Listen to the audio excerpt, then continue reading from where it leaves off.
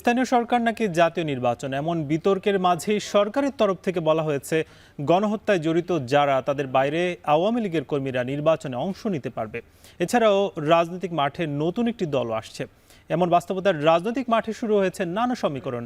আজ ভোটের ট্রেনে সেসব বিষয় নিয়ে আলোচনা করব। সঙ্গে আছি আমি নাজমুস সাকিব। বরাবরের মতো আমরা দেখে আসব আজকে রাজনৈতিক মাঠে দলগুলো কে কি কথা বলেছে। শুরুতে দেখে আসবো আজকে মির্জা ফখরুল ইসলাম আলমগীর কথা বলেছেন, আগে স্থানীয় সরকার নির্বাচন জনগণ মানবে না। এছাড়াও আসিফ মাহমুদ অর্থাৎ উপদেষ্টা তিনি কথা বলেছেন জাতীয় নির্বাচনের আগে স্থানীয় নির্বাচন হওয়া উচিত বলে তিনি মনে করছেন। এছাড়াও জাতীয় নাগরিক কমিটির অন্যতম নেতা সামান্তা শারমিন তিনি কথা বলেছেন যে অনেকের মুখেই নির্বাচনের কথা ফুটছে, অথচ আগে মাঠেই দাঁড়াতে পারতো না। এছাড়া আরও একজন উপদেষ্টা সৈয়দা রিজওয়ান হাসান নির্বাচনে নির্ভয়ে কাজ করতে পারবেন ডিসিরা, সেই বিষয়েও কিন্তু তিনি আশ্বস্ত করেছেন। এসব বিষয় নিয়ে আমরা আজকে কথা বলবো। আমাদের সঙ্গে একজন অতিথিও যুক্ত হবেন। দেখছেন ভোটের ট্রেন। আজ আমাদের সঙ্গে যুক্ত আছেন ঢাকা বিশ্ববিদ্যালয়ের রাষ্ট্রবিজ্ঞানের অধ্যাপক ডক্টর সাব্বির আহমেদ। সাব্বির আহমেদ স্যার, আপনাকে স্বাগত ভোটের ট্রেনে। আমরা শুরুতেই জানতে চাই যে স্থানীয় সরকার নির্বাচন আগে, আবার রাজনৈতিক দলগুলো বলছে যে জাতীয় নির্বাচনটাই হওয়া উচিত। আপনার কি মত, কোনটা আগে হওয়া উচিত?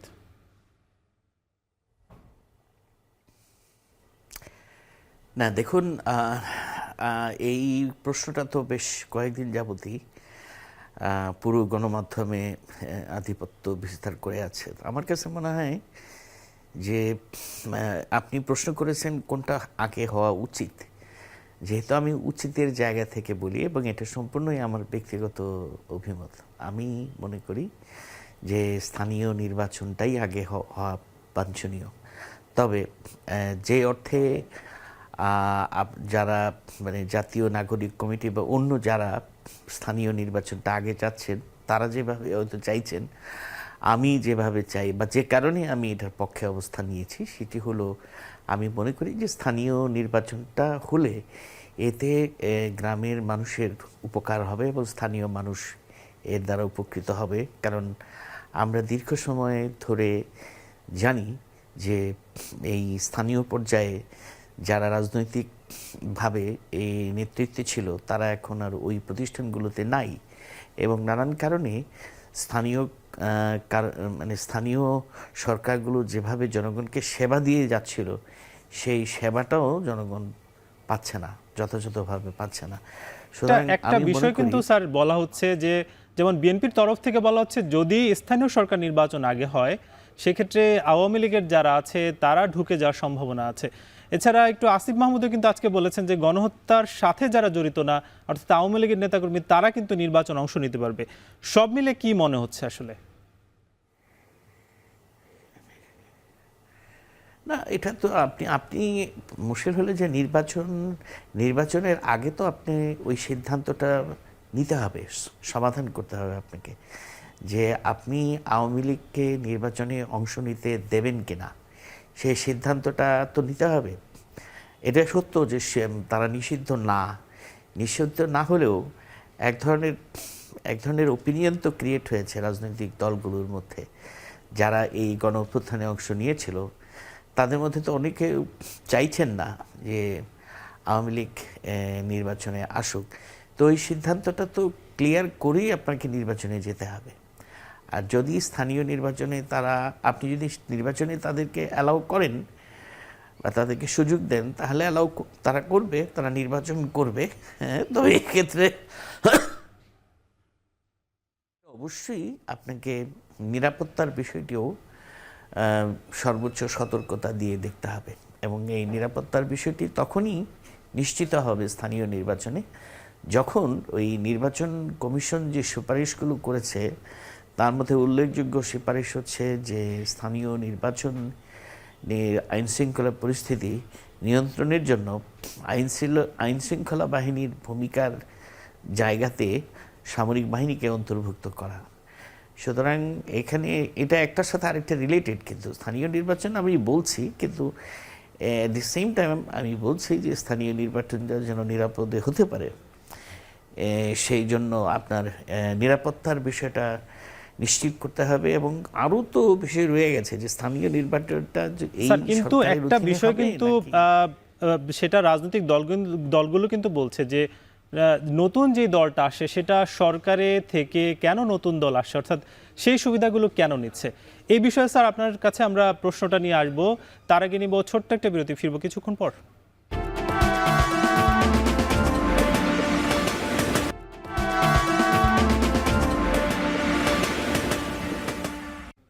ভোরের ট্রেনে আবারও স্বাগত। আমাদের সঙ্গে আলোচনার জন্য যুক্ত আছেন ঢাকা বিশ্ববিদ্যালয়ের অধ্যাপক ডক্টর সাব্বির আহমেদ।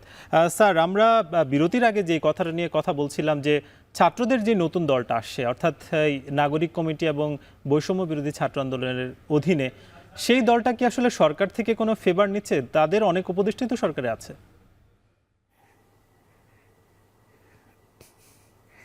না, দেখুন, এই কথাটা বারবার উঠছে যেহেতু ছাত্রদের প্রতিনিধিরা সরকারে অন্তর্ভুক্ত আছে, তো এইটা যতদিন পর্যন্ত থাকবে ততদিন পর্যন্ত এই প্রশ্নটা উঠবে। তো যখন নির্বাচনে প্রতিদ্বন্দ্বিতার প্রশ্নটা আসবে তখন তো অবশ্যই তাদেরকে সরকারের জায়গা থেকে সরে আসতে হবে, তা না হলে সেটা আপনার নির্বাচনের নিরপেক্ষতা নিয়ে প্রশ্ন তো উঠবেই। সুতরাং আপনি নির্বাচনের আগ পর্যন্ত তো আপনি এটা বলা যাবে না যে তারা কোনো ফেভার পাচ্ছে বা তারা কোনো ফেভার নেবে। সুতরাং আপনার সেটা আমরা আরও সময় নিয়ে দেখতে হবে আমাদেরকে, যে যখন নির্বাচনের তফসিল ঘোষণা করা হবে বা নির্বাচনের ঘোষণা দেওয়া হবে সেই সময়ের আগে, মানে বিষয়টা তো এরকম না যে আপনি যেন তেনভাবে একটা নির্বাচন করতে পারবেন, সেটা জাতীয়ই হোক আর স্থানীয়ই হোক। হ্যাঁ, যদি তারা স্থানীয় নির্বাচনে অংশগ্রহণ করে তাহলে অবশ্যই তাদের ক্ষমতা ছেড়েই আসতে হবে। তারা অবশ্যই সেই নির্বাচনে অংশগ্রহণ করতে পারবে, কিন্তু তারা তাদের একটা অংশ সরকারে অবস্থান করবে, অন্যদিকে তারা নির্বাচন করবে, এটি হবে না। এবং সেটি যদি হয় তাহলে কিন্তু এই নির্বাচনটি প্রশ্নবিদ্ধ হবে এবং নির্বাচনের নিরপেক্ষতা নিয়ে আপনার প্রশ্ন উঠবে, এবং সেটা শুধু দেশে নয়, আমাদের বিদেশে ওই নির্বাচনের গ্রহণযোগ্যতা বিষয়টি তখন নানানভাবে আলোচিত হবে এবং প্রশ্ন। স্যার, সংস্কার নিয়ে আসলে কথা হচ্ছে যে আসলে যে সংস্কারগুলো হওয়া উচিত সেই সংস্কারগুলো ইতিমধ্যে প্রতিবেদন দিয়েছে, রাজনৈতিক দলগুলোও বসা শুরু করেছে, কিন্তু এই যে সংস্কার, সেই সংস্কার কি আসলে এই বছরের মধ্যে যদি করা হয় সেক্ষেত্রে কি খুব বেশি তাড়াহুড়ো হয়ে যাবে কিনা, বিষয়টা নিয়ে স্যার কথা বলবো। দেখছেন ভোটের ট্রেন, ফিরবো কিছুক্ষণ পর। স্যার, যে বিষয়ে কথা বলছিলাম যে সংস্কার নিয়ে খুব বেশি কি তাড়াহুড়ো হয়ে যাচ্ছে, যেহেতু বলা হচ্ছে ডিসেম্বরের মধ্যে নির্বাচন? না, যদি ডিসেম্বরে জাতীয় নির্বাচন করে যে অন্তর্বর্তীকালীন সরকার বা নির্বাচন কমিশন, তাহলে মানে এখানে আমার মনে হয় যে তাড়াহুড়োর প্রশ্নটা খুব বেশি প্রাসঙ্গিক হবে না, এই অর্থে যে আপনি তো সব সুপারিশ এখনই বাস্তবায়ন করবেন না।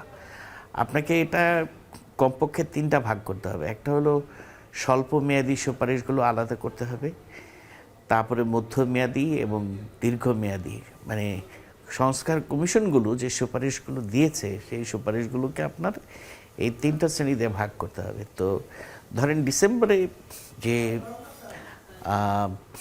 নির্বাচনে যদি হয় এবং সেই নির্বাচনে যে দল ক্ষমতায় আসবে তার অধীনে স্বল্প মেয়াদী সংস্কারগুলো পার্লামেন্টে অনুমোদন লাভ করবে। তার আগে অবশ্য প্রেসিডেন্সিয়াল অর্ডিন্যান্সের মাধ্যমে সেগুলোর বাস্তবায়ন প্রক্রিয়া শুরু হবে, সেটা চূড়ান্ত হবে পার্লামেন্টে গিয়ে। স্বল্প মেয়াদী তো করাই যায় যদি নির্বাচন। কিন্তু স্যার, একটা বিষয় কিন্তু এখানে বারবারই উঠে আসছে যে যেই সংস্কারগুলো করা হবে সেই সংস্কারগুলো আগামীতে যে রাজনৈতিক দল ক্ষমতায় আসবে তারা কি আসলে সেগুলো রাখবে, অর্থাৎ এই সংস্কারগুলোকে প্রোটেক্ট আসলে কিভাবে হবে? না, সেই জন্যই তো ঐক্যমত কমিশন তাদের সাথে আলোচনায় বসছে। সেটা তো সেই সিদ্ধান্ত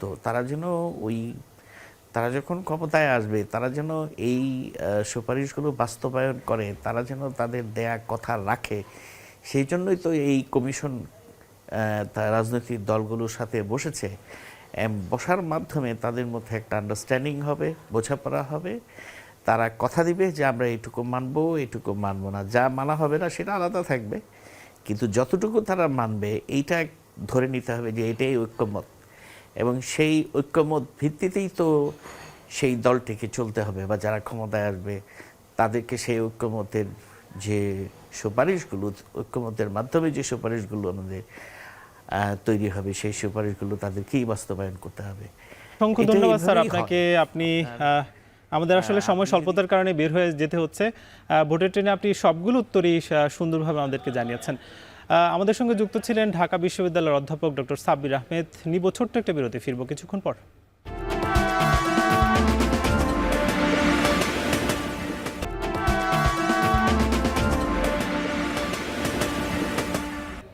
আবারও স্বাগত। এবার দেখে আসবো সংসদীয় আসন পরিক্রমা। আজ আলোচনা করব যশোর ২ নিয়ে এবং সংসদীয় আসন যেটা ৮৬, এবং চৌগাছা এবং ঝিকরগাছা উপজেলা নিয়ে এর সীমানা গঠিত, এবং মোট জনসংখ্যা এখানে ৫,৩০,২৭৮ জন, যার মধ্যে মোট ভোটার ৪,০৫,৭৩৩ জন। পুরুষ ভোটার আছেন এর মধ্যে ২,০১,৯৩৮ এবং নারী ভোটার কিছুটা বেশি ২,০৩,৭৯৫ জন। আজকে নানা বিষয় নিয়ে আমাদের কথা হয়েছে, এবং আমাদের যিনি অতিথি ছিলেন ঢাকা বিশ্ববিদ্যালয়ের রাষ্ট্রবিজ্ঞান অধ্যাপক, তিনিও কিন্তু জানিয়েছেন যে আগামীতে আসলে স্থানীয় সরকার নির্বাচনটা যদি জাতীয়র আগে হয়, সেক্ষেত্রে স্থানীয় সরকারের অধীনে নানা ধরনের যেই সংকট তৈরি হয়েছে সেগুলো হয়তো কেটে যাবে। তবে আগামী দিন আসলে বোঝা যাবে কত দ্রুত আমরা একটি ভালো নির্বাচন পেতে যাচ্ছি। আজকের মতো শেষ করছি। আগামীকাল নতুন কোনো বিষয়ে আলোচনা হবে। শুভরাত্রি।